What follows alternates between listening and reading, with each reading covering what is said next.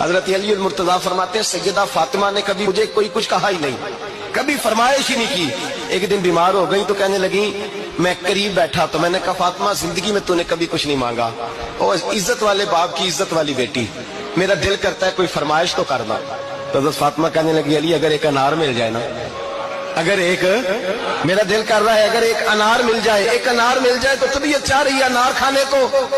मौला अली शेर खुदा फरमाते मैं गया, एक अनार खरीदा बाजार से, 1 दिनार था मेरी जेब में। अनार खरीद के जब वापस पलटा ना तो कहते एक बूढ़ा शख्स, होंठों पे कमजोरी, आप फरमाते मेरे बाप दादा की उम्र का, लड़खड़ाते उसके हाथ और कहने लगा अली मैं भूखा हूं कई दिनों का। हजरत अली फरमाते मेरे पास वो 1 ही दिनार था जिसका अनार आ गया।